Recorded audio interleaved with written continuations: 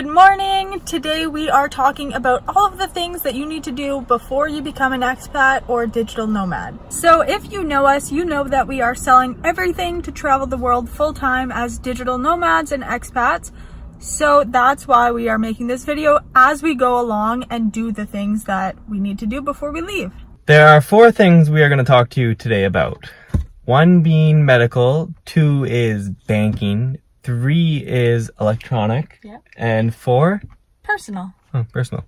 So there are 4 categories that we're going to talk about. Here we are at Service Ontario. We're getting a couple things switched over. We're getting our driver's license switched over, our health card switched over, the ownership for the vehicle I just got switched over because, well, in case I get stopped in between now and the 4 days from now when I get rid of the truck. Our passports, apparently on the Canadian government website, you do not need to get your address changed, so we're not going to do that. Also, another thing that we need to look into is the international driving license. If you have things to keep, you're going to want to have storage, and thanks to Mitch's parents and his papa, we do have storage. This isn't all of ours, but that's our couch, and we're just going to put some stuff in here. Alright, so we're going to start with banking, and the first thing you need to do is change your address at the bank.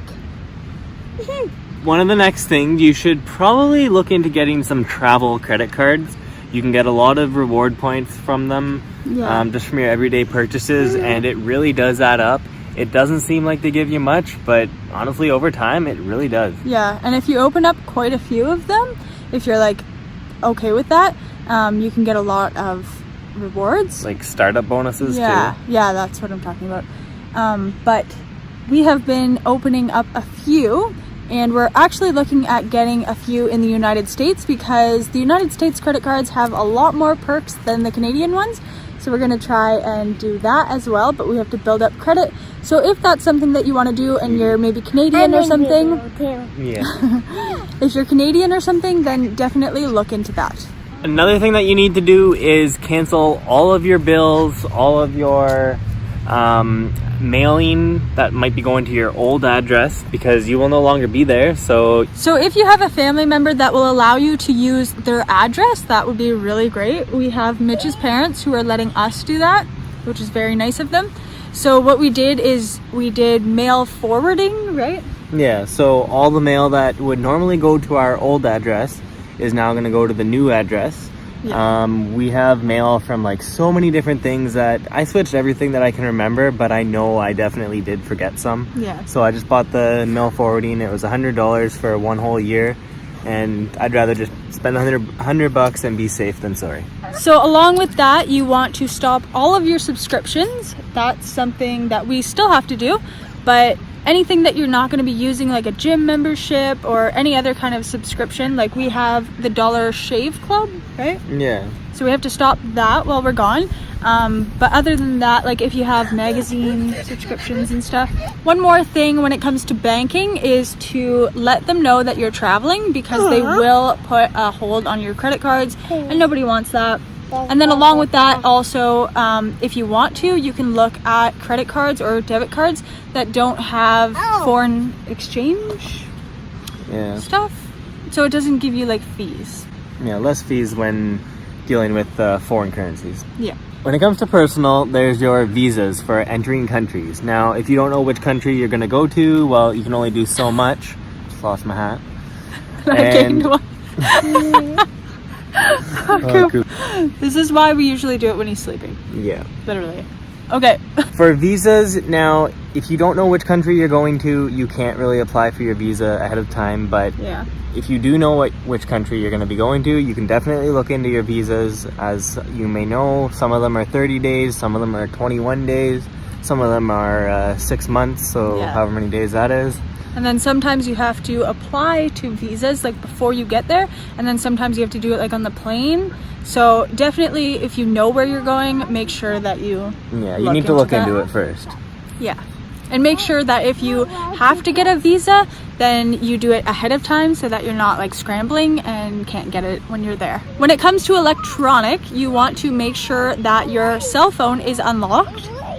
You can easily unlock your cell phone nowadays, and it is totally free. I know it used to cost like $50. It is totally free now. You just call The number, I'm not sure what the number is. I think it's different for each provider. I'm not 100% sure on that though, but it is really easy. It's like a 2-minute phone call, and it usually happens instantly. It can take up to 24 hours, but in my experience, it's always been instant. The other thing as far as electronic would be the 2-factor authentication. That is a very handy thing to have. Then you can use your email or another phone number to keep your identity, your accounts secure. Yeah. So if you're like getting rid of your phone number and moving to another country and you need a different cell phone number, that's what you're talking about, right? Yeah. And then also when you go to a new country, if you're going for like a while, make sure to look into SIM cards. We have found it to be so cheap. Yeah, it's definitely a lot cheaper to go buy a SIM card.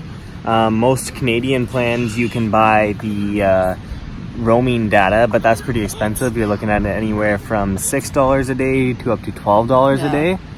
And when we were in Mexico, we actually bought a SIM card for, I believe it was $7. Yep. And that lasted us like almost 2 weeks. So $7 for the 2 weeks is way better than $12 a day. Yeah. So depending on where you're going, it is definitely, and that's definitely something to look into. As far as medical, one of the other things you need to look into is your travel medical insurance. Your visa covers some part of medical, but definitely not everything. You should definitely look into a more specific medical insurance. Something that has dental, health, all of that, because I know that the visas do stop at like 30 days too. Yeah, if you're going out of the country for too long. Something that you also want to do is make sure that you're up to date on like your health appointments. Yeah, your eye appointments, your doctors. Also dental. Dental. As you know, for me, I got my wisdom teeth out, so that's something that you should look into. We got all of like our cleanings done, that sort of thing, the routine stuff. And then going along with that, if you have any medications or any kind of like pills or anything like that that you need, make sure that you're bringing them. Like if you have, I don't know, like, well, you need to stock up. Like if you have like probiotics or multivitamins or your fish oils or whatever, all that stuff. Or if you have like something wrong with your heart or something like that, like any kind of prescription, make sure that you have it and stock up. Bring enough for your trip, because you don't know what you can find where. If you're interested in seeing where we go, you can follow us here on YouTube, and make sure to hit that bell after you subscribe, and on Instagram as well. We are going to be making a video about our travel medical insurance that we chose. Yeah. I know that's a big topic for a lot of people, and I was looking into that like crazy before and just not really knowing what company to go with. So we're going to make a full in-depth video about the one that we chose, and you can find it somewhere on the screen. So we will see you next time. Bye. Bye.